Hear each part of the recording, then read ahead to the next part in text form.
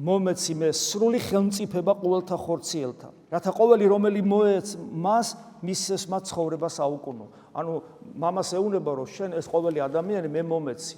ხო გვითხვია ბევრჯერ რომ შენს გულში რომ ქრისტეს ღმერთობის წმენა მამამ განგიცხადა, უფალი გვასწავლის ამას სახარებაში.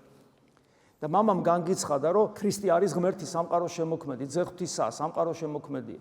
და ამის მერე მამა ღმერთმა გადაგვაბარა ძე ღმერთს და ძე ღმერთს შეუძლია მოგცეს მარადიული სიცოცხლე, რომელიც მოეც მას, ანუ ძე ღმერთს, რომელიც მიეცი ყველა ადამიანს აძლევს მარადილ სიცოცხლეს.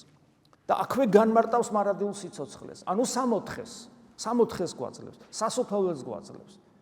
და აი განმარტავს სასופველს 60-ს, რომელიც ძალიან ხშირად გვითქვავს ჩვენ აქცენტი გაგვიკეთებია, იმიტომ რომ სამწუხაროდ მრავალ ქრისტიანს აქვს სხვა მონოთეისტური რელიგიების მსგავსი აზროვნება, რომ გონიათ, რომ სასופველი 60 არის საჩუქარი ღმერთისგან, და რადგან 60 და სასופველი მარადილ ცხოვრებასთან და კეთილ ცხოვრებასთან და ფუფუნებასთან არის გაიგივებული, გამოდის რომ ღმერთმა კაი ცხოვრების გამო უნდა მომცეს 60 და სასופველი.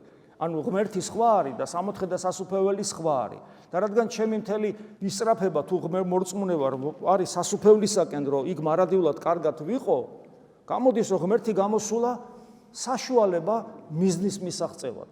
ანუ კატასტროფულად ხდება ღმერთის დიდების დაკნინება, შეიძლება ასე ვთქვა. და ეს არის მარადიული სიცოცხლე. და ქრისტიანს როცა ესეთი შეხედულება აქვს მარადილ სიცოცხლეზე, ის ქრისტიანი არ არის. წარმოდგენა არ აქვს ადიმყოფება. არ იცნობს წმინდა წერილს, არ იცნობს წმინდა მამებს, 2000 წლოვან გამოცდილებას ეკლესიის.